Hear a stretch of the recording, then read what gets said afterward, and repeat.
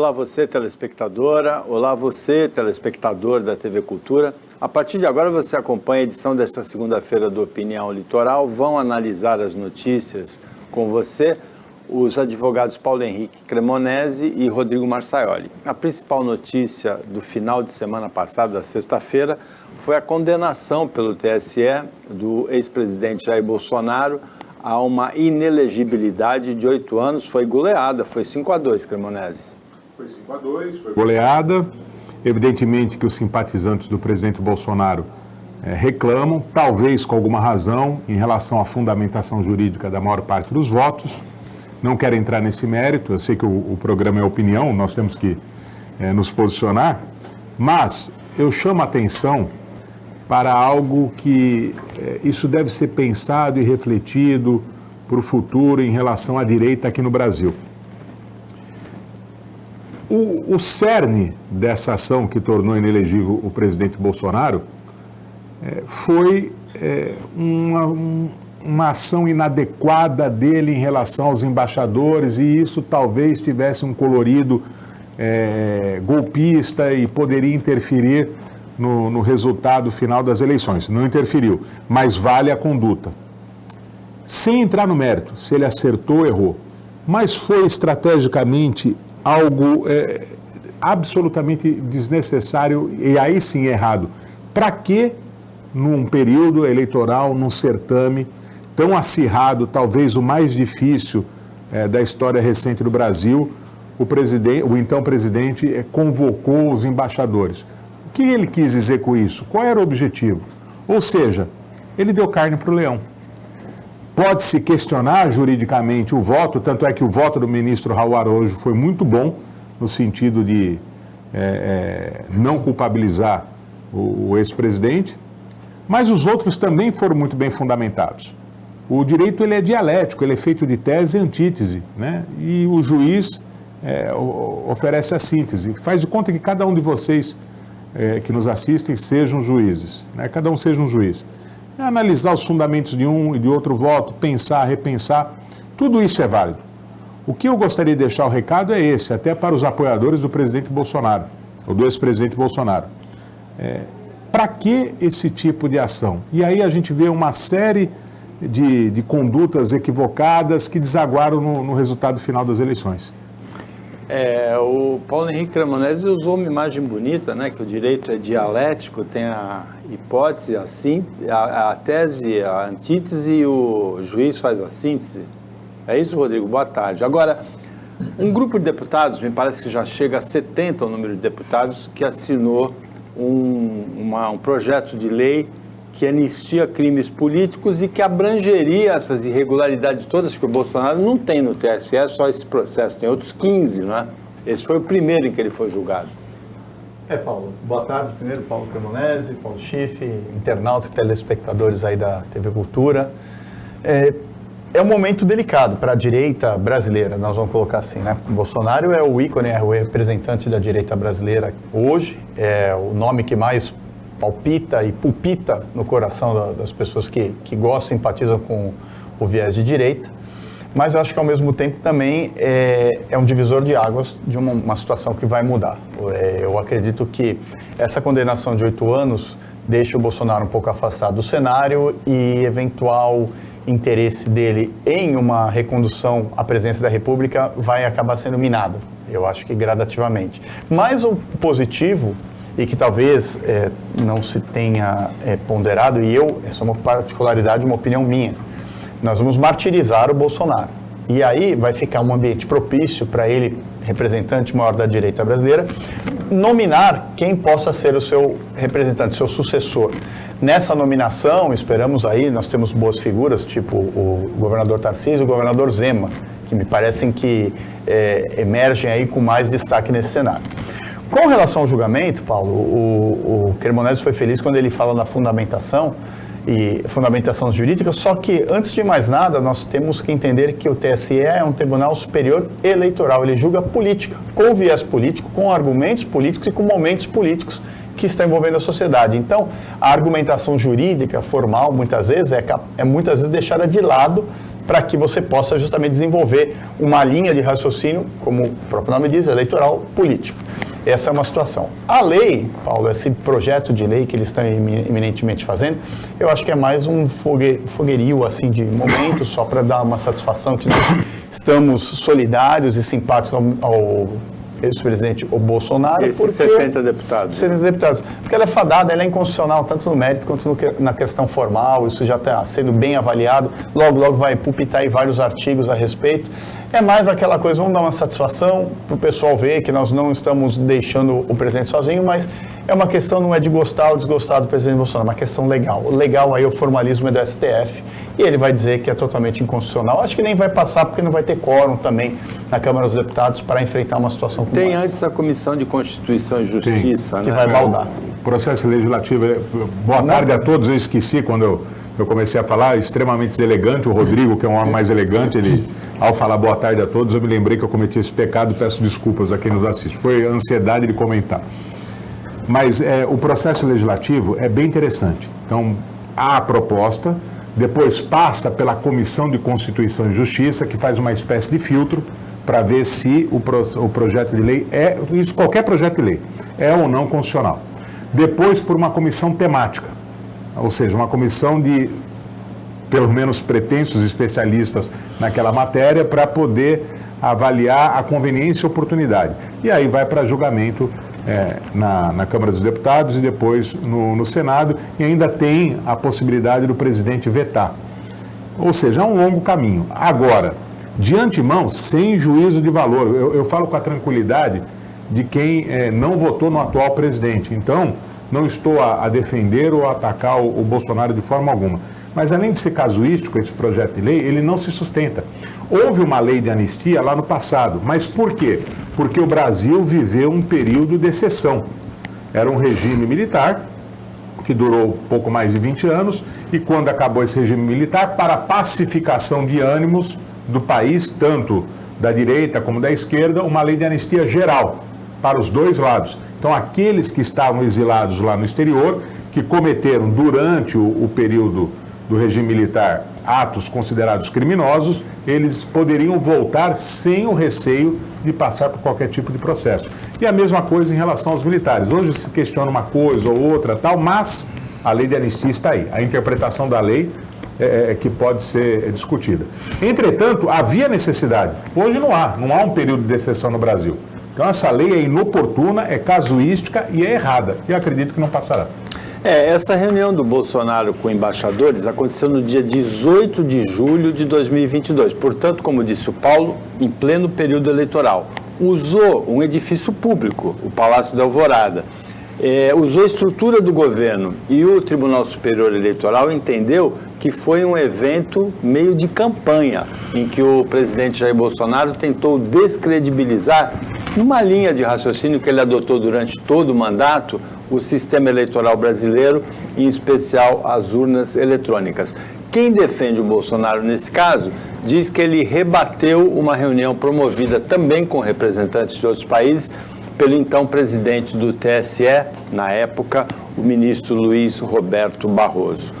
O presidente da Câmara, Arthur Lira, que anda meio fritado, aí anda na muda, né, como se pode dizer, acuado por denúncias sérias de corrupção em Alagoas, com kits de robótica e outros problemas, ele prometeu para essa semana a votação da reforma tributária, que é um tema que ocupa o Congresso há pelo menos 3 décadas de discussão, sem nunca ser votado.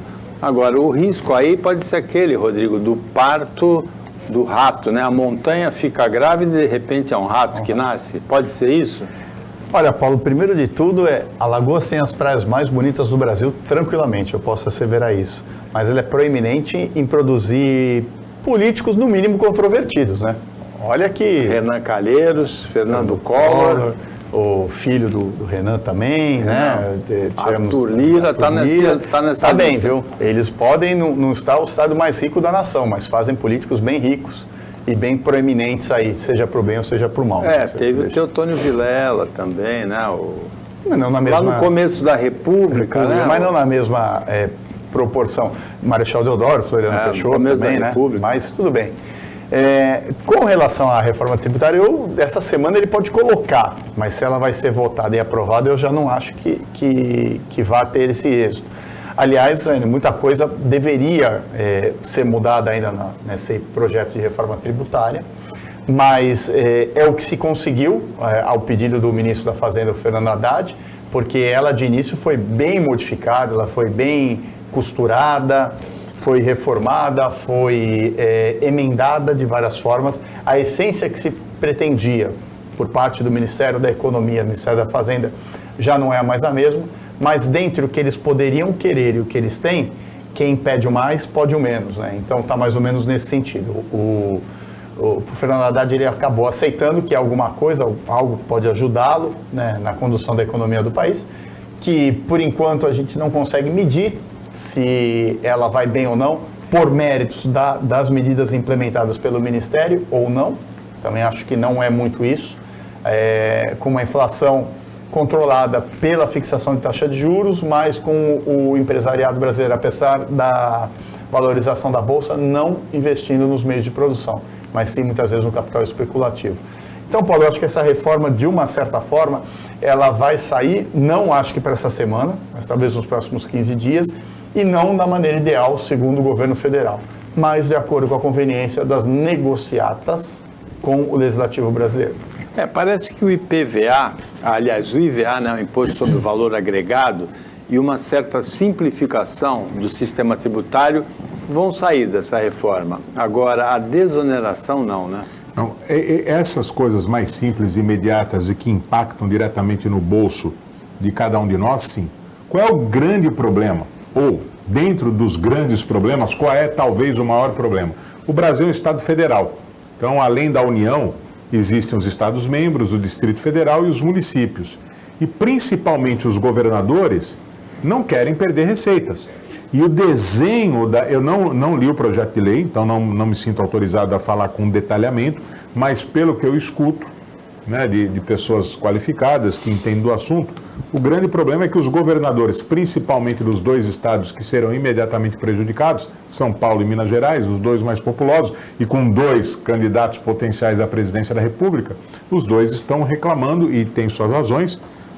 Quando se trata de repartição de dinheiro, todo mundo tem razão em reclamar, mas o Fernando Haddad tem sido uma agradável surpresa. Não sei se a maneira como ele conduz a economia é boa, mas em boa fé eu sou obrigado a falar que ele tem se comportado de uma forma bem tranquila, bem elegante, tentando articular, sem criar muita zona de contato, de atrito, ou seja, pelo menos no discurso, ele tem ido razoavelmente bem, para dizer o mínimo.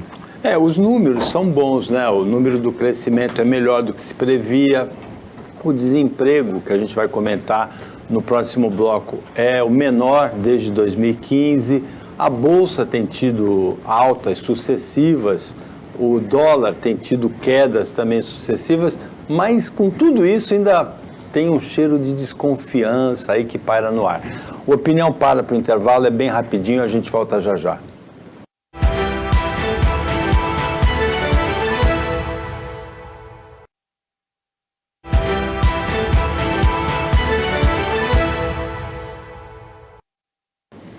Voltando com a Opinião Litoral, nesta segunda-feira, a dupla Paulo Henrique Cremonese e Rodrigo Marcioli está presente aqui, comentando, analisando as notícias com você. Os dois meio jururus, né? Porque o Santos foi muito mal no fim de semana, apanhou de 3-0 do Cuiabá. E o Palmeiras também não foi muito bem, né? Empatou o terceiro jogo seguido sem vitória no Brasileirão e o Botafogo disparando na liderança. Mas eles estão de bom humor aqui comentando, né, os dois. E esse bom humor, Cremonese, ele fica reforçado pelos dados do desemprego. O IBGE apresentou sexta-feira os dados, é um desemprego indecente, 8,3%, sem contar os desalentados, né, que pararam de procurar emprego por desânimo. Mas é o menor índice desde 2015, o que significa que há uma reação. O professor Adalto de manhã na Jovem Pan destacou que a massa salarial de maio de 2022 para maio de 2023 aumentou mais de 8%, né? Ou seja, acima da inflação. Não, qualquer número positivo deve ser celebrado. O que não pode o governo, ou não pode qualquer um de nós, é deitar-se num suposto berço de excelência que não existe. Então nós devemos celebrar, devemos tomar como incentivo para continuar no rumo certo, mas com as devidas cautelas, porque dizem que os números não mentem, e você que é formado pela Politécnica sabe melhor do que o Rodrigo e eu. Mas os discursos em torno dos números podem ser mentirosos. Eu costumo dizer, muito rapidamente, para que o nosso espectador entenda, havia uma propaganda de material esportivo da Seleção Brasileira de Rugby. Então, o apresentador, um cara bonito, assim como Paulo Schiff, sentado numa poltrona, e os jogadores ali atrás, ele falou o seguinte: no ano tal, o Brasil ficou em 12º lugar na Copa Sul-Americana de Rugby, a Argentina em primeiro. No ano tal, o Brasil ficou em 8º na Copa Sul-Americana de Rugby, a Argentina tem o melhor time de rugby das Américas, né? Então, assim, ficou em primeiro. No ano tal, o Brasil foi para 4º lugar e a Argentina continuou em primeiro. Conclusão, o Brasil cresceu 230% e a Argentina estagnou. Né? Ou seja, os números são verdadeiros, mas o discurso em torno dos números não. Então nós não devemos, de forma alguma, tomar esses números positivos como verdades absolutas. Até porque, eu não sei explicar isso para o espectador, mas existem cálculos sofisticados, né? Coloca-se aqui uma vírgula, outra ali. Enfim, o número é bom, deve ser festejado, mas não é uma espécie de salvo-conduto para absolutamente nada. Precisamos continuar o trabalho de reerguimento da economia. Rodrigo, estagnar em primeiro lugar, até eu que sou mais bobo gosto, né? Quem é que não quer manter, né, o padrão? Eu acho, Paulo, tem duas variáveis que devem ser consideradas nessa questão do desemprego. Primeira delas, existia um vácuo, uma demanda reprimida de mão de obra, porque a pandemia houve muitas demissões. Então, necessariamente, quando se estabilizasse a economia e passasse esse momento pandêmico, muitas empresas fecharam, fossem recontratar. O outro aspecto que tem, o IBGE, ele faz a medição do desemprego pelo CAGED, né? Só que ele desconsidera... Não, essa daí é pelo PNAD, a amostra domiciliar contínua. Contínua, que não é uma inclui base... dados do CAGED. Mas não é uma base maior, por quê? A falha no momento que ela faz a apuração das contratações ou trabalhos informais e das pessoas que se pejotizaram e muitas vezes não estão consideradas nesse. É uma variante considerável, mas não é ela uma fonte precisa e é um dado estatístico. Então eu acho que essa questão do desemprego, quando você não tem uma economia com uma inflação controlada, com o investimento em capital produtivo, que não é o especulativo, vai ficar só especulando na bolsa, e com uma arrecadação tributária, com o governo conseguindo fazer frente às suas despesas, dificilmente você vai ter uma taxa de desemprego sadia, que está melhorando porque a economia está evoluindo. A economia brasileira ela não cresce, ela tem um controle da inflação, repito, baseado no controle da taxa de juros. Né? Você tem reflexos de uma demanda de um ambiente de negócios não propício ainda, tanto que acabamos de comentar a questão da reforma tributária, que se faz necessário. Então, esses números, eles podem ser vistos, sim, como positivo, nós vamos tentar ver o positivismo nisso, mas não que a economia brasileira esteja decolando e esteja propícia para um ambiente melhor. Só me resta aplaudir, não tenho... Agora, vocês dois têm escritórios que são empregadores. Sim. Vocês acham que a desoneração da folha de pagamentos, por exemplo, ajuda a empregar mais? No caso de vocês, ajuda? No nosso caso específico, não, porque embora nós, graças a Deus, tenhamos aí 2 bons escritórios com muitos colaboradores, nós não sentimos esse impacto tão imediato. E no caso da advocacia, os recebimentos também são variáveis, né? Então a gente não sente imediatamente, mas para quem tem um negócio com uma base de recebimento mais fixa, mais ortodoxa e com uma capilaridade maior, então é possível que a desoneração impacte realmente. São aqueles 17 setores, né, que foram beneficiados. Bom, agora a gente já falou de uma parte boa do governo federal, vamos falar da parte ruim. O Lula voltou a falar bobagem, o Gilmar Mendes rebateu aquela fala, ele dizendo que democracia é relativa. Não sei o que os dois comentaristas vão falar, Paulo, mas na minha visão, não existe, do mesmo jeito que não existe meia gravidez, ou está grávida ou não está grávida, não existe meia democracia, ou é democracia ou não é democracia. Acho que não tem nem muito o que falar, né? Porque o presidente Lula, ultimamente, quando abre a boca, agora, não tem veja, saído nada de positivo. Quando o Lula estendeu o tapete vermelho para o Maduro e elogiou o Maduro e falou que era narrativa... Histórico, momento histórico. E foi muito criticado, inclusive aqui, um dos comentaristas do programa, o economista André Roncalha, falou assim, aquele gesto foi um gesto político, dizendo assim, olha... A Venezuela é aqui na América do Sul. Se alguém tem que lidar com a Venezuela, não é a China, não é a Rússia, não é os Estados Unidos, somos nós sul-americanos. Assim disse um comentarista daqui, o André Roncalha. É uma leitura absolutamente respeitável. Eu tenho uma outra diferente, porque se não fosse a proteção da Rússia e a proteção da China, o regime do Maduro já teria caído.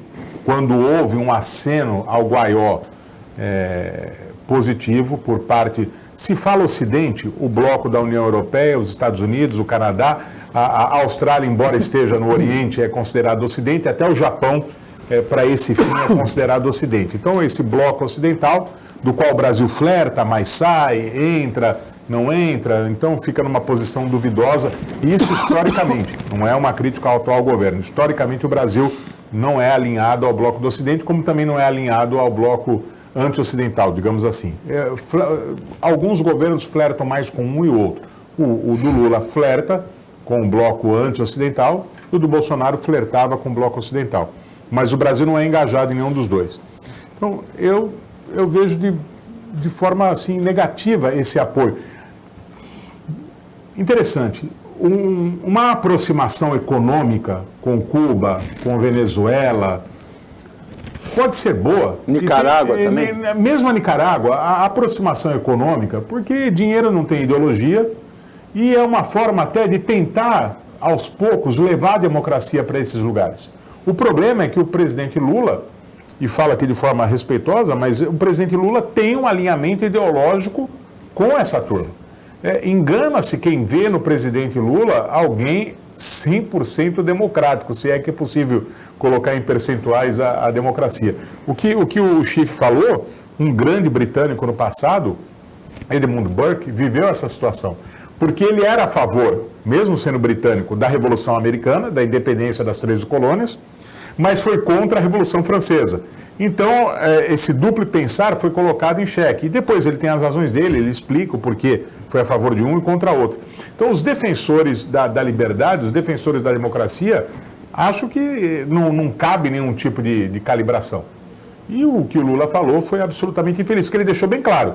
Eu sou a favor da democracia, desde que não afete a minha forma de pensar. Então, a Venezuela pode ser autoritária, Cuba pode ser autoritária, e são. A Nicarágua pode ser autoritária, tem sido a pior das três ultimamente. E o Brasil? É que o Brasil é um Estado federal, existem os poderes regionais, e tem uma classe econômica forte, não é um país monotemático como são os outros, né? Basicamente fundados em um ou outro elemento econômico. O Brasil é diferente, mas quando uma pessoa relativiza a democracia, é absolutamente preocupante. Olha, Paulo, é difícil falar mais alguma coisa, mas o que eu tenho a complementar é, primeira situação, o Brasil, os países se aproximam por algum interesse econômico, só uma via de uma mão só, né? Só estão interessados no dinheiro nosso, BNDES, que financia alguma coisa, porque eu não vejo nada que venha de lá para nos agregar alguma coisa. E o segundo é que, como a gente está falando, não existe meia democracia, que ela é relativa, não. Ou ela é absoluta ou ela não é. Tá? E eu acho que não tem recado nenhum. O recado é muito claro. Você não flerta com totalitarismo, com ditadura, nem um pouquinho. Ou você é ou você não é. E aí o Cremonese tem toda a razão quando ele fala, que é uma empatia, um alinhamento ideológico do presidente Lula nesse sentido, e ele não consegue. Ou seja, o Lula quer sair do comunismo, do socialismo, mas o socialismo não sai dele. Então ele não adianta, e não é crime nenhum. Eu achei muito autêntico dele dizer que não, eu sou comunista e não tenho vergonha disso. Realmente, é o que ele pensa, é a ideologia dele. Mas daí a querer simpatizar com ditadores e antidemocratas, que são a linha de muitas vezes do fascismo, era quem ele apontava o dedo para o presidente Bolsonaro, é uma incongruência total, né? É uma coisa ilógica. Então ele come do mesmo saco, ele come do mesmo prato e não consegue se justificar. Eu acho que infelizmente, as manifestações do nosso presidente Lula andam deixando muito a desejar, em que pese ele melhorar muito a imagem do país no cenário internacional. Eu entendo que não tem democracia relativa, não. Ou é democracia ou não é, e entendo que a Venezuela não é democracia nenhuma. Houve ataque às instituições, houve ataque aos meios de comunicação, houve perseguição de políticos de oposição. Dizer que a Venezuela é uma democracia, eu não concordo com isso de maneira nenhuma, é minha opinião. O Lula disse que não se ofende de ser chamado de comunista e se ofenderia de ser chamado de nazista, mas ele não se rotulou como comunista. Ele disse, não me ofendo se me chamar de comunista. Em São Paulo, Rodrigo, um homem subiu num vagão do metrô, uma irresponsabilidade, assim, foi puxado pelo tornozelo por um outro usuário do metrô. Poderia ter, é um acontecimento que parece bobo, mas que poderia ter consequências gravíssimas, não é? Ainda se você considerar que o metrô de São Paulo é uma referência, é um dos melhores, segurança, metrô de segurança, né? Tudo, esse daí conseguiu vazar. Nós de manhã usamos termos, né? Foi surreal o que aconteceu e causou um problema de comoção logística na cidade que foi sentido por todos. Eu vi um correspondente nosso do escritório reclamando, tá tudo parado aqui, não sei o que aconteceu ou não. E se não fosse a postura de um dos utilitários do serviço de puxar ele, não estaríamos lá muito mais tempo perdido com relação a isso. O que demanda você rever novamente alguns sistemas de segurança e não se criticar. Pode ter sido uma falha? Sim. Pode ter sido um fato que não poderia ser evitado? Também pode sim, mas rever os padrões de segurança, porque uma situação como essa, eu não consegui entender por que ele fez isso, qual foi a mensagem que o consumidor lá, o utilitário, quis passar. Mas com certeza vai obrigar, né, na questão, a companhia de metrô de São Paulo de revisar os procedimentos. Há uma necessidade agora, porque isso causou uma comoção e um colapso bem interessante aí, no sentido negativo, na cidade de São Paulo. O metrô passou no teste, porque a interrupção foi imediata de todo o sistema, o que se não acontece isso, poderia acontecer um acidente, né?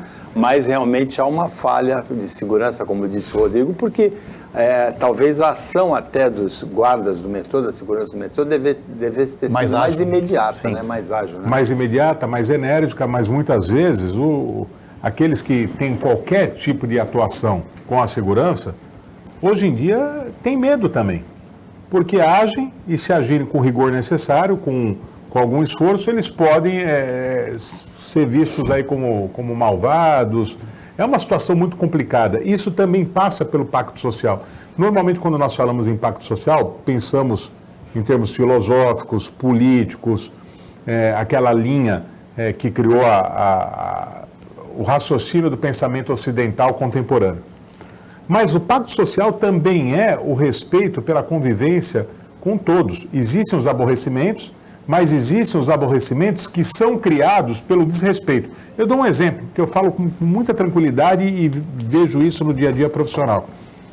Uma coisa é um caminhão que, por algum motivo, perde o controle, protagoniza um acidente e aí se torna um óbice aos usuários do sistema imigrantes. Outra coisa é um caminhão com pneu recapeado, o que é um absurdo, recapeado, e de repente esse pneu estoura.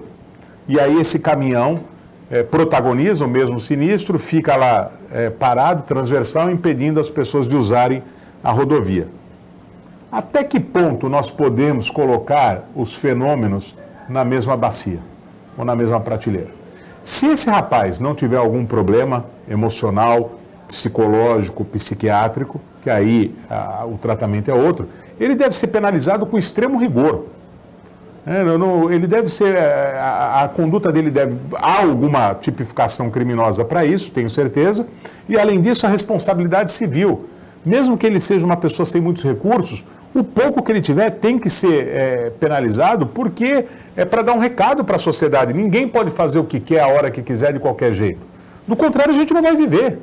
Então eu estou revoltado porque eu perdi o emprego. Eu paro a Avenida na Costa por isso? E todo mundo é prejudicado em virtude do meu infortúnio?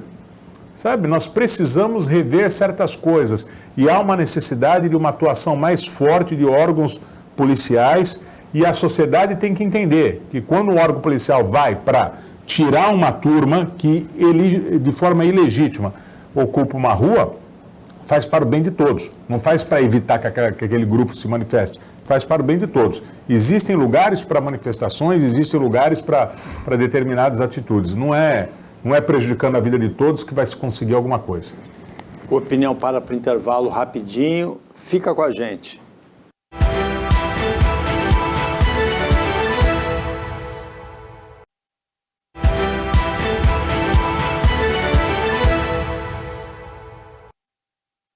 Voltando para o último bloco do Opinião desta segunda-feira, o Rodrigo Marçaioli e o Paulo Henrique Cremonesi estão analisando as notícias com você. E uma dessas notícias é que a crise afegã chegou na Baixada Santista. Há o caso dos refugiados meio que acampados, né, no aeroporto de São Paulo, e alguns deles, pelo menos um pouco mais de uma centena, estão abrigados nesse momento numa colônia de férias em Praia Grande, Paulo. É um gesto bonito da Prefeitura de Praia Grande. O Brasil acolheu, num gesto humanitário, esses refugiados que passam por uma situação especialmente difícil. O mundo que é pontilhado de situações assim, tem no Afeganistão, talvez, no momento atual, uma das situações mais dramáticas, mais dolorosas, de supressão de liberdade, de ameaça da integridade física de cada um deles. Então o Brasil agiu bem.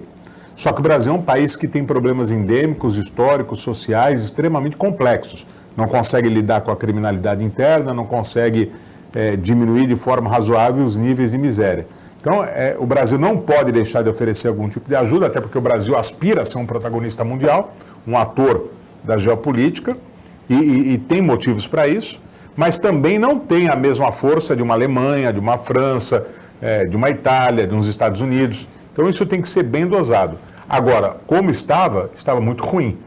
Os refugiados chegaram e ficaram lá em Guarulhos alguns dias, numa situação, num limbo jurídico, social muito grande, e agora a Baixada Santista acolheu, pelo menos estão num lugar mais digno. O Rodrigo, no Jornal da Jovem Pan, hoje deu uma opinião muito interessante. Eu até tomo a liberdade de passar a palavra para ele, né? Eu faço às vezes do Paulo Schiff, e para repetir o que foi falado, que eu achei muito, muito bacana.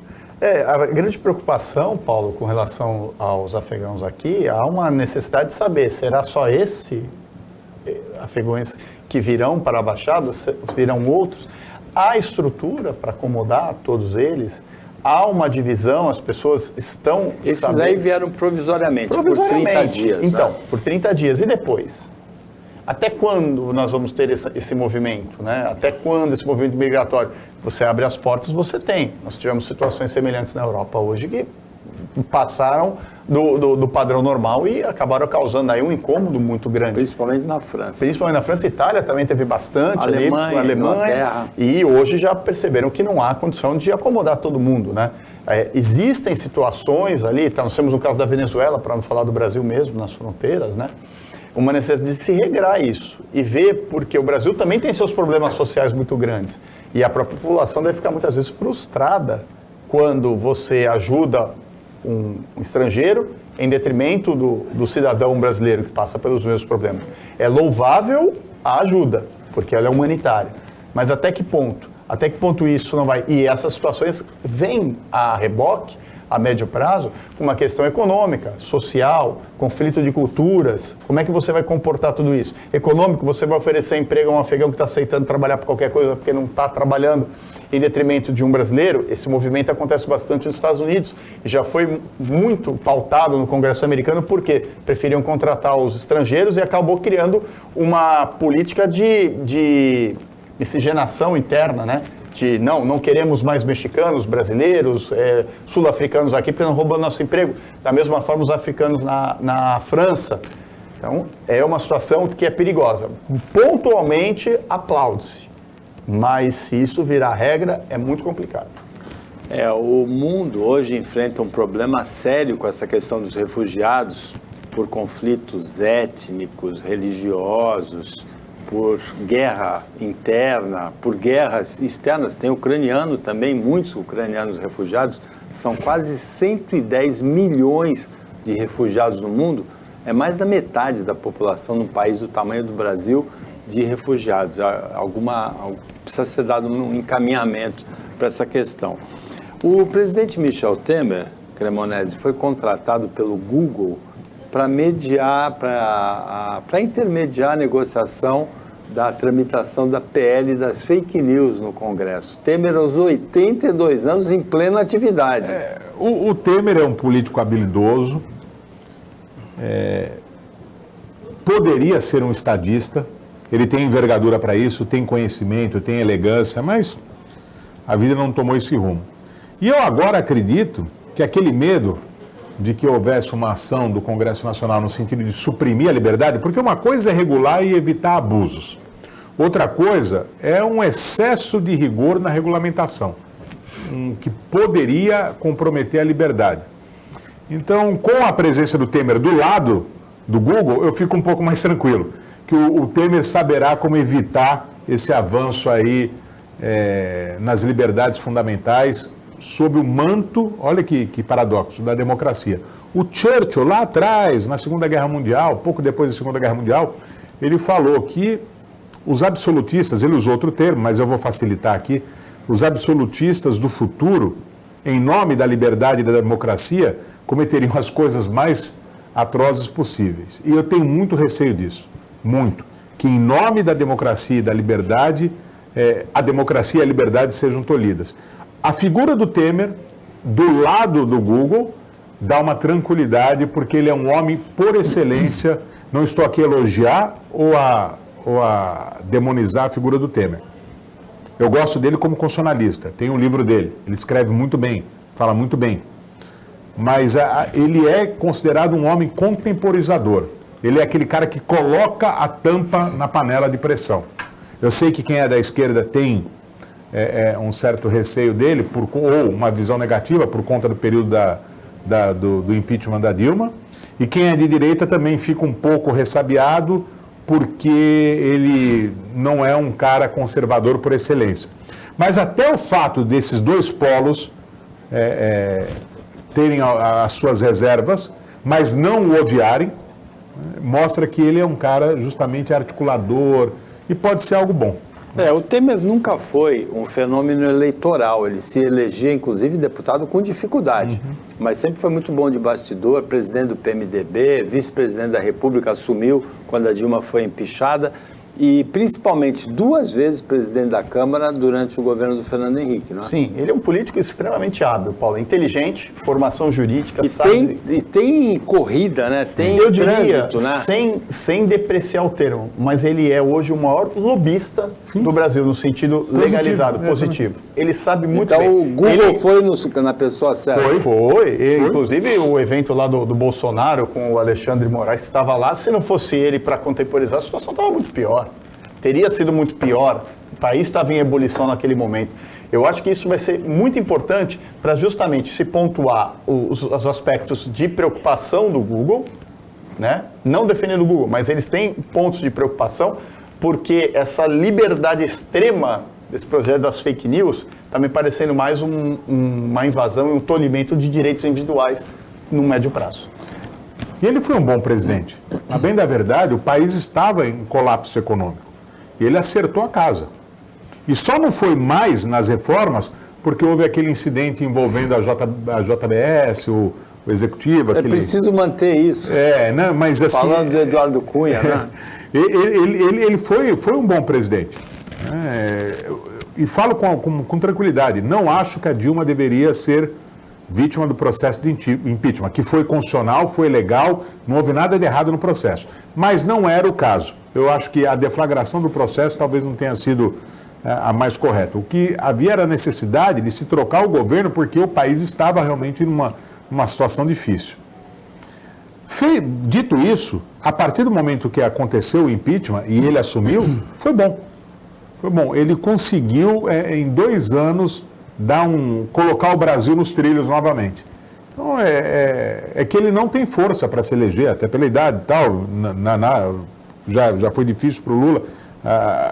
A idade pesa para algumas coisas, para uma campanha eleitoral, não deve ser muito tranquilo para ele. Mas ele não seria um mau presidente. E com certeza ele conseguiria o que o Lula não consegue, Bolsonaro não conseguiu e não conseguirá se voltar a ser, quer dizer, se pudesse voltar a ser presidente, ele consegue acalmar o país. O Temer tem essa qualidade de ser um pacificador. Agora, o discurso dele vai mais para o juridiquês ou para o obsoleto? Ele parece um pouco anacrônico na fala, não parece? Isso é uma habilidade. Isso eu conto com uma posição que só ele sabe fazer. Quando ele há necessidade, um pessoal um pouco mais, um nível elevado, que demanda isso, ele vai para o juridiquês. Quando não necessário, ele consegue baixar e falar numa linguagem mais leiga. Isso é mérito dele. Aliás, esse discurso é que faz que ele não seja um fenômeno eleitoral. Então ele não tem... Veja, ele é muito melhor do que Lula e Bolsonaro juntos. Ele é muito melhor do que os dois juntos. Só que ele não ganha de nenhum dos dois. Porque ele não tem o carisma, não tem... A pegada, né? Ele cara de fala massa, as coisas né? certas para as pessoas certas no jogo político, né? Então, essa é a vantagem dele.